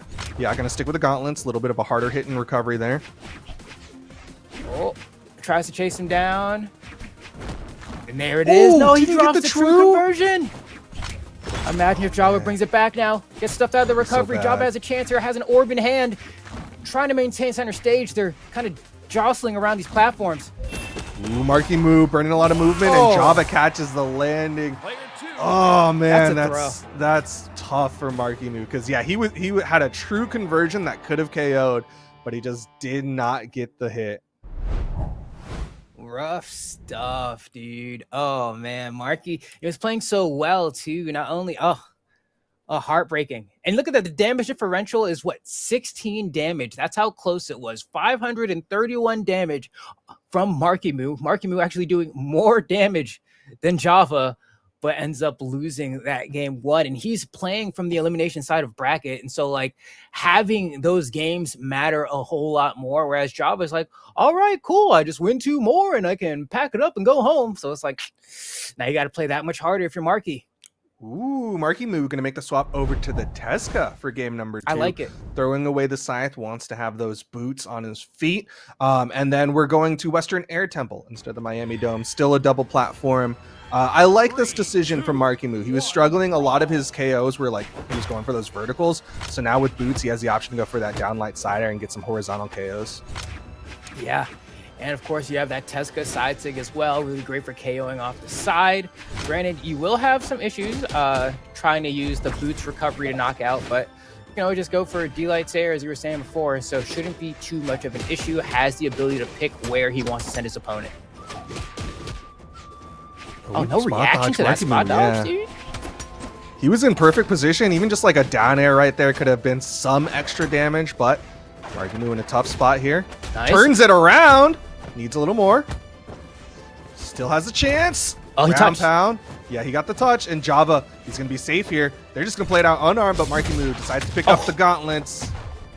Weapon throw. Ooh, but the chase dodge has the iframes to get through it. That could have been a bad spot for Java. But honestly, considering how behind Marky was at the start of that engagement, now he's in the lead. Oh, nice try. I can't believe he got through that, honestly. That dodge did not look like it was going to get through. But Marky Moo does find the hit, gets that recovery, and I think we're starting to see why he likes this Tesca. Definitely for the boots. Oh, and this is after, I believe, the boots neutral air, I think, maybe got a bit of a nerf, but nothing too wild. Just a little bit, I think it was maybe small of a hitbox or something. Just a little bit harder to hit, but Marky looking good. We see this platform movement as well with the dash lands. There he goes again, dash landing into an air. Trying to catch Java off guard. Java did burn a dodge, gets that recovery for the damage.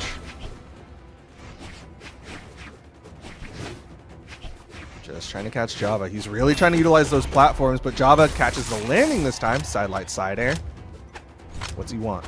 Yeah, good precision from Java there, which I mean, as a player, has always kind of been his thing. Especially when he's on, he's really able to just like hit these, oh geez, like crazy punishes and plays that other people. Uh-oh. Oh my god, Oh. Did he get it? He got him. Dodge up, side Nope, air, still ground his pound. He chance. didn't Okay, ground yeah. pound. Java still playing out there unarmed against Markimu, giving him some chances here for Markimu to get some damage. Down Sig's gonna get punished. Yeah, you do have the ability to drift that down sig a little bit, but not enough to catch Java in this scenario. Marky going for a kind of a Hail Mary read there. Sweating. Yeah, just kind of gave it away. I don't know if it's gonna be able to get back.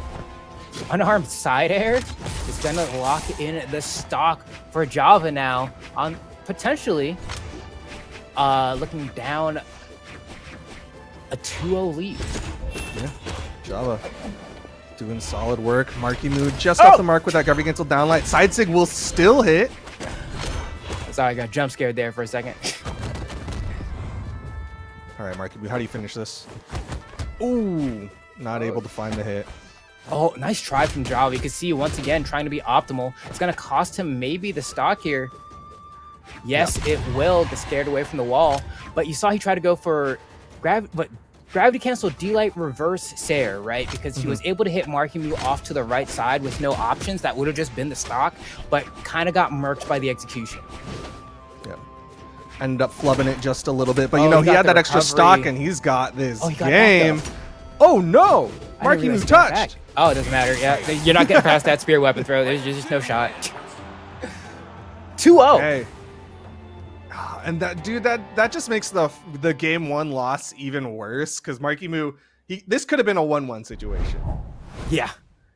Yeah, it should have been, arguably. You know, it should have, could have, blah, blah, blah. But I just say that, like, if you're playing a game of anything, whether it's Brawlhalla, whether it's Street Fighter, and you get the game-winning confirm, especially when it's not one that's, like, particularly hard, like Gravity Cancel D-Light Recovery can be tricky when you hit it on the tail end of the hitbox, which is what happened for Markimu there. I will like put that out there. Sometimes it can be a little bit wonky to get that conversion, but all things considered, you do just press right and then heavy button, you know? So it's like, man, when you see something like that drop, in my head, that's a should've. For sure. Oh. We got the Amugi. He is legal here for Logitech, but I mean, as much as everybody likes to talk about how Amugi's so good and has the potential to win it, this is the first time we're seeing it here in the top 8 of anything, let alone the grand finals. Yeah, this one's going to be a bit rough. I didn't even get a chance to catch what stance Marky decided to go in there because this turtle is a turtle. And so not exactly the fastest guy in the bunch. And you notice it very much when you're trying to get back onto the stage. Granted, is kind of coupled with some very good signatures to allow for a little bit of movement, but I have no idea how good Marky's greatsword is or how good his axe is, and so I'm along for the ride. Yeah, this is definitely like a wild swap from Markimu just because he's been playing Scythe and Gauntlets characters for the most part. Like he's reported a Taros, so he's got a couple of games of axe, but even then, great sword. And I feel like Marky's playing too honest. I'm gonna keep it a buck. You know, before Amugi gets nerfed, because I know it's coming, I'd be mashing down Sig like 20 times by now. But he's not gonna do that. Instead, he's gonna get yeeted by the neutral Sig here from Java. And we'll see if Marky can bring it back here. Should be pretty easy. Some fantastic Sigs on this legend. That side Sig is pretty unreactable as well. We might see that one. No, just finds a raw side air, jumping over a weapon throw and connecting to the cranium of Java. That's good value. Yo, but Java, unperturbed, unarmed, getting more damage built up onto this Amugi. Is Marky gonna play this out? Down Sigs, brother. I need to see that button press. More side Sigs as well. You can be pretty ignorant with this turtle. Yeah, for sure. I mean, I think side Sig is one of the crazier ones for Amugi, but yet to really see a lot of signatures as a whole from Markimu. Like you said, very honest turtle. Come down. Wow, Punish. whiff on the punish gives kind of a huge opportunity for Markimu to come back there. Uh-oh. Gonna be tough. Yeah. Beautiful punish from Java, man, right? Like, usually people don't really like attack you when you're under the wall like that, but Java understands, especially with the slope of the stage, that like that's just a stock if he does it right. And now looking on the verge of potentially just being the Playdays champion here, we need to see some wild plays from Markimu here. Honestly, I would love to see him just press the SIG button more, simply based on the fact that this is a new character. I don't know if Java has labbed the punishes yet. Yeah, for sure. The side sig, like I said, the side sig I think can be one of the trickier ones to punish as well. But Markimu, I mean, honestly, just press the sig button to get the KO at this point. Yeah. Java's red. And especially like when you're going for an edge guard down sig over the corner, you can steer it. Oh, throw. Marky. That's a throw. That's game. And that's going to be Java is your Playdays North American champion. And a pretty anticlimactic finish from a bit of slop from Markimu, but that's just how the best players of the game are gonna do it. You give the opportunity, I'm gonna take it. Winning is the goal here, and that's exactly what Java has achieved. Yeah, I mean, Java's unarmed off stage, I think, was effective basically every single time he went for it. And Markimu, it's so weird because game one was close enough where like if he stuck with the Mordex, it'd be like, okay, yeah, that makes a lot of sense. But then he just kind of kept going further and further from the Mordex. So I'm really curious what was going on with Markimu. But either way, really well done from Java. Yeah, I mean, definitely, it kind of took me a little bit for a ride there. You know, I saw the Tezuka, I saw the Vision, it wasn't able to get it done. The Amugi, honestly, he has a bit of a greatsword in there. You know, it was definitely a pocket, but definitely showed that he has played the weapon, is familiar with the weapon, was hoping to see maybe a little bit more cheese. Didn't really get it. You know, I think there was only one side sig that we saw on the greatsword, and it got stuffed immediately on startup. And I was like, man, I'd like to see you try to force Java to be a little bit more honest here. But Java just kind of dismantled Markimu as, I guess, as easily as he did in the winner's set, right? So that's 2 back-to-back 3-0s on the side of Java. Yeah, Java definitely had a read on how to beat out Markimu. And like I don't want to downplay Markimu. Obviously, like we talked about how he's an up-and-comer, but even just like for this Logitech Playdays, had to beat out Money Holla to get to the winners finals, and then ended up beating out Radish PR #1 to get to the grand finals. So Markimu definitely not like having a free run to get to this grand finals, but still Java just handled him. And that was a Money Holla on a Mugi as well, right? So, like, you know, definitely the best greatsword in North America on a new legend, greatsword legend, definitely must have been like a trip to get past for Markimu. But sometimes, you know, it's the new stuff is easier to deal with than the old stuff. Sometimes, like Ryu can still win a tournament. It's rare, but he does it sometimes. You know, the good old faithful Guile still does what Guile does. It's been 6, well, more than 6 Street Fighters realistically, but we're on Street Fighter 6 and he's still winning tournaments. It's the old stuff. Once you lock in the basics and you just play to what you know, can really just be hard to get past when you go up against a veteran like Java at this point. So good stuff to him, but it's rough. Sometimes you just got to have the classics. Either way, congratulations to Java. Frank, how do you feel about that one?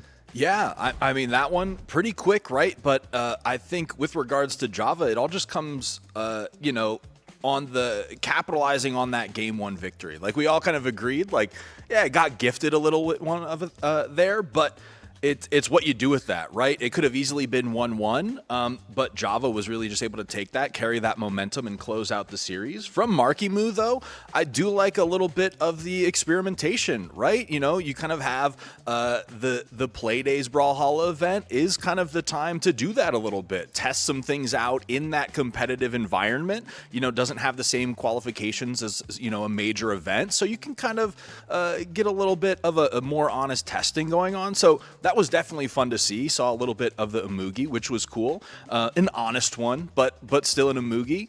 So yeah, you know, we kind of got a little bit of everything here today. Had a pretty good series in EU with some good back and forth. South America had the bracket reset, went to a game 5, and then in NA we kind of saw a clean sweep. So I think we got the entire banquet of what can be offered with these Brawlhalla brackets here. So it was definitely really a fun day to watch. A lot of solid events events, solid matchups. So hope you guys had a good time. Hope the viewers at home kind of enjoyed our first Logitech G Playdays event. But before we kind of close this one out, I'll throw it to you guys. Duke, anything you want to say before we wrap things up here? Much love to y'all for putting this on. Huge appreciations. Hopefully, I entered. I made sure to follow the Twitter. So y'all at home, make sure you get in on that Gleam and obviously follow the Discord and whatnot. But also huge shout outs to all the players at home. I know it was a different format and sometimes people don't roll with that the best, but we still had some amazing sets today. So I'm very excited to see what happens with the doubles event that's going on later this year. Awesome. Yeah. Flambeau, kind of last thoughts from you here.